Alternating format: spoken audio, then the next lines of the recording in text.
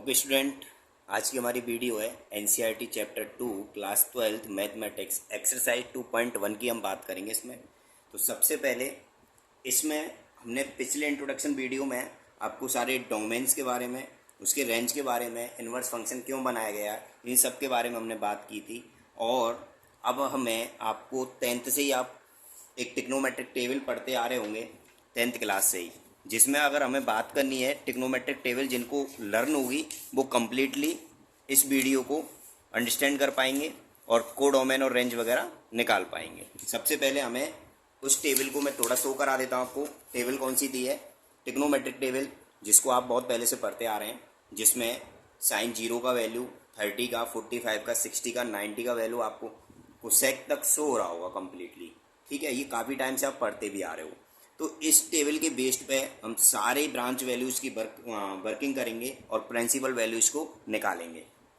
तो सबसे पहले वीडियो को पॉज करने के बाद आप स्क्रीनशॉट ले सकते हैं इस चीज़ का, ताकि ये टेबल आपको ध्यान में रहनी चाहिए कम्प्लीटली। तो इसकी हम बात करेंगे। स्टार्ट करते हैं अपना फर्स्ट क्वेश्चन, जिसमें दिया हुआ है क्वेश्चन फर्स्ट में साइन इनवर्स -1/2। तो सिंपल आपको क्या करना है, 1/2 देख शो करना है। साइन इनवर्स 1/2 जो होता है हमारे पास कितने का वैल्यू होता है? 30 डिग्री का होता है। 30 डिग्री को हम क्या कहते हैं? π/6 कहते हैं। ठीक है, रेडियन में।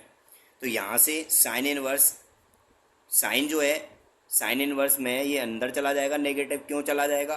क्योंकि एक प्रॉपर्टी होता था 11th में, sine minus theta equal to minus sine theta. इसी प्रॉपर्टी को वर्क कर रहे हैं हम कि माइनस थीटा जो है वो अगर बाहर है तो वो अंदर जा सकता है एंगल में, तो ये जा सकता है। अब देखो आपकी जो ब्रांच वैल्यू थी साइन की, जो साइन की ब्रांच वैल्यू थी वो हमारे पास ब्रांच वैल्यू कहाँ से कहाँ तक थी? एक्स को काटने के लिए हमारे पास ब्रांच वैल्यू थी -π/2 से +π/2 तक, यही थी। तो इसके बीच में ये वर्क कर रहा है, तब हम इसको रेशियो को कैंसिल कर सकते हैं, अदरवाइज नहीं कर सकते थे। इसलिए यहाँ पे वर्किंग कंप्लीट है, इसलिए हम इसको क्या कर सकते हैं, कैंसिल कर सकते हैं। और वैल्यू कितना आ गई हमारे पास? -π/6 आ गई। आई होप ये क्वेश्चन आपको समझ में आया होगा। अगर इसको सेकंड केस से बात करें हम, एक और तरीके से हम इसको सॉल्व कर सकते हैं। सेकंड केस में अगर हम बात करें साइन इनवर्स -1/2, पिछली वीडियो में मैंने आपको एक आइडेंटिटी लिखाई थी साइन इनवर्स -x की। ये क्या होती थी? माइनस साइन इनवर्स x होती थी। तो हम इसको फॉलो कर सकते हैं, नेगेटिव बाहर आ सकता है, साइन 1/2 हो जाएगा यहाँ पे इनवर्स में, माइनस साइन इनवर्स 1/2 कितने का वैल्यू होता है? 30 डिग्री, और 30 मतलब π/6। कैंसिल करेंगे तो हमारे पास क्या आ गया? -π/6 आ गया। तो हम ऐसे भी इसको सॉल्व कर सकते हैं भाई, प्रॉपर्टीज। तो अब हम बात कर रहे हैं क्वेश्चन नंबर 2 की। अपना क्वेश्चन 2 देखते हैं क्या है। क्वेश्चन 2 में दिया हुआ है कॉस इनवर्स √3/2। अब आपको देखना है कॉस इनवर्स, कॉस में कितने का वैल्यू होता है? √3/2। आराम से चेक करेंगे 30 डिग्री का। 30 डिग्री को क्या बोलते हैं? π/6 बोलते हैं। तो कैंसिल हो जाएगा रेशियो π/6। क्यों कैंसिल हो गया आपको समझ में आ गया होगा, क्योंकि ये ब्रांच वैल्यू में वर्क कर रहा है π/6। ब्रांच वैल्यू कॉस की क्या होती थी? 0 से पाई होती थी, पिछली वीडियो में मैंने बताया था। ठीक है, अब हम बात कर रहे हैं अपने नेक्स्ट क्वेश्चन की। क्वेश्चन नंबर 3 को देखते हैं। क्वेश्चन नंबर 3 में क्या आ रहा है? क्वेश्चन नंबर 3 में हमारे पास दिया हुआ है कोसेक इनवर्स 2।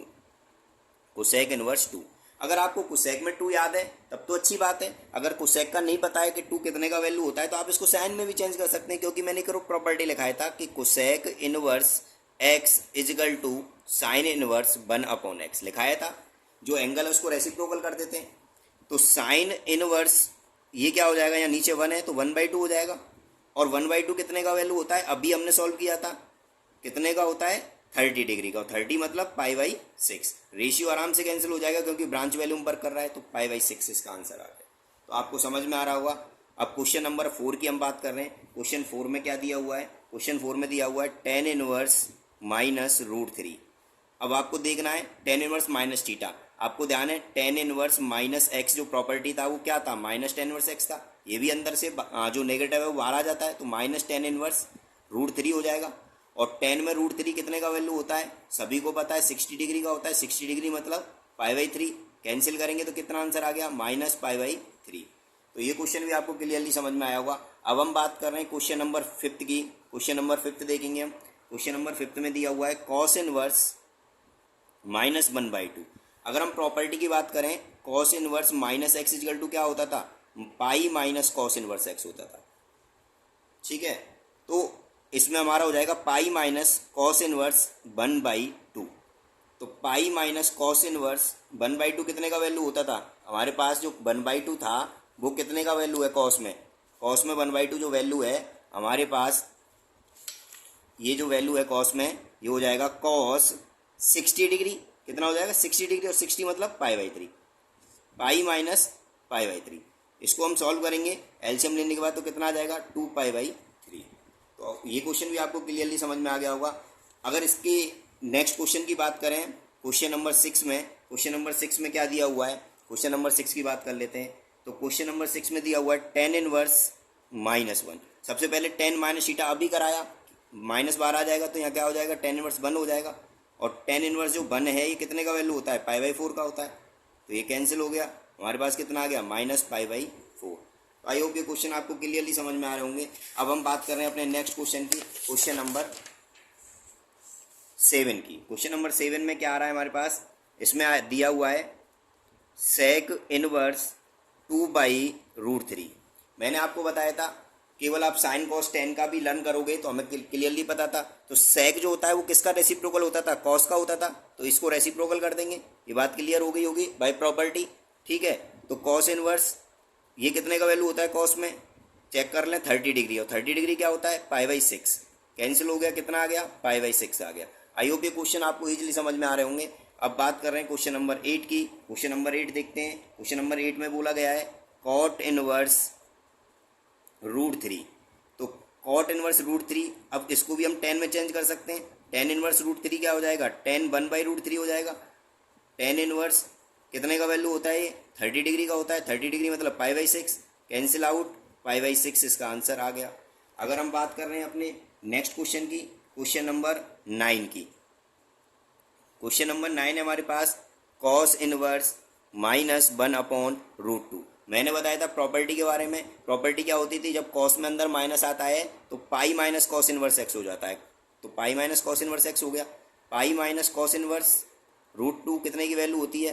कॉस 45 की होती है, पाई/4 की होती है। तो कैंसिल हो जाएगा, पाई माइनस पाई/4 इक्वल्स टू कितना आ गया? 3 पाई/4। अगर इसी क्वेश्चन में हम किस सेकंड से इसी क्वेश्चन को सॉल्व करें तो ऐसे भी हम इसको सॉल्व कर सकते हैं कि कॉस इनवर्स -1/√2 था। इसको हम देखेंगे कि कॉस इनवर्स कितने का वैल्यू होता है।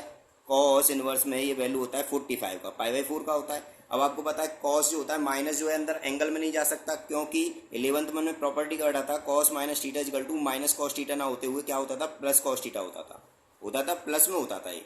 तो इसका मतलब हम इसको नेगेटिव को अंदर तो नहीं ले जा सकते, तो इसलिए हमें क्वाड्रेंट एप्लीकेबल करना पड़ता है। क्वाड्रेंट में हम इसको ऐसे लिख सकते हैं pi minus theta, pi minus theta. 180 minus theta क्या होता है? Minus cos theta. तो ये हमारे पास क्या सॉल्व हो क्या आ जाएगा? Cos inverse cos 3 पाई/4। अब हम इसको कैंसिल कर सकते हैं तो आंसर कितना आ जाएगा? 3 पाई/4। हम ऐसे भी इसको सॉल्व कर सकते हैं।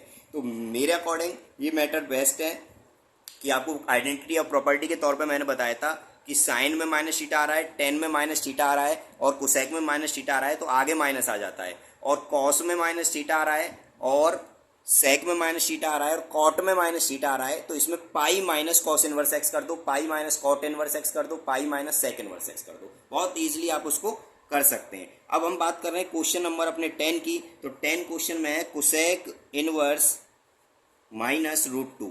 इस क्वेश्चन को मैं डाल रहा हूँ D/S, डू योर सेल्फ। आप इसको कमेंट में आंसर बताएंगे इसका क्या होगा, ठीक है। अब हम बढ़ते हैं अपने नेक्स्ट क्वेश्चन की तरफ और हमारा नेक्स्ट क्वेश्चन है क्वेश्चन नंबर 11, जिसमें बोला गया है find the value of following.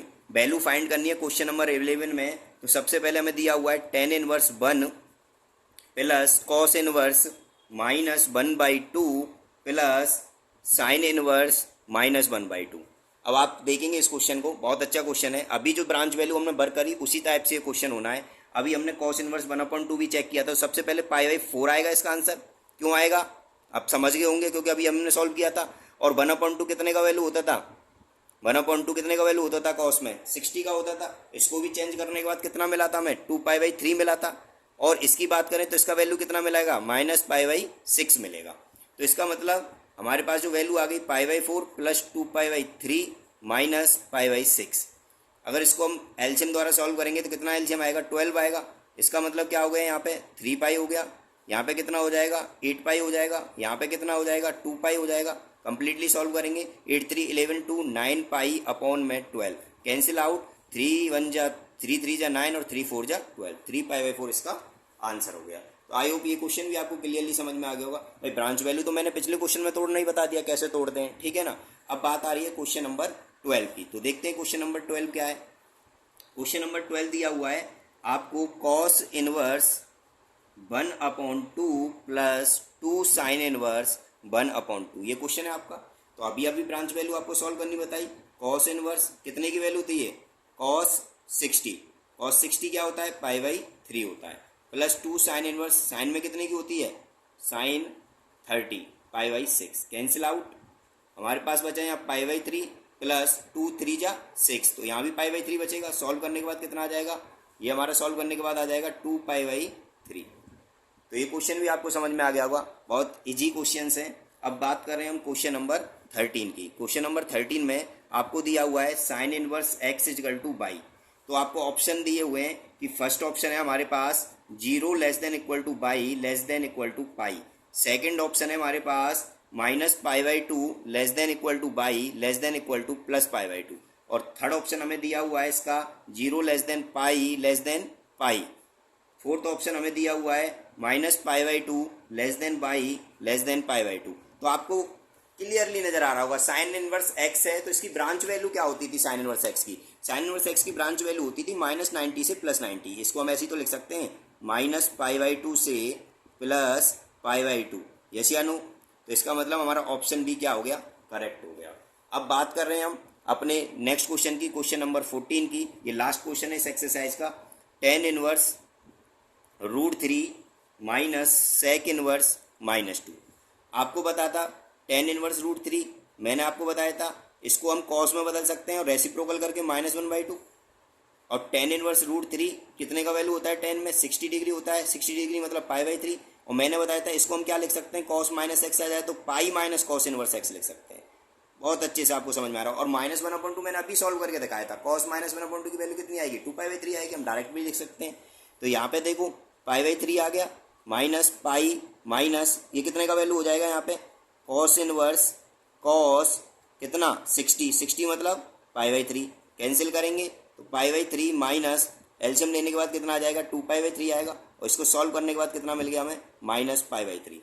ठीक है, तो इसमें ऑप्शन दिए हुए हैं। फर्स्ट ऑप्शन दिया हुआ है इसमें, फर्स्ट ऑप्शन है पाई, सेकंड ऑप्शन है इसमें -पाई/3 और थर्ड ऑप्शन है हमारे पास पाई/3, फोर्थ ऑप्शन है हमारे पास 2पाई/3। हमारा क्या आया था आंसर, -पाई/3। तो कौन सा ऑप्शन करेक्ट हो गया, ऑप्शन बी इज करेक्ट। तो आपको ये क्वेश्चन भी बहुत ईजिली समझ में आया होंगे। Thank you.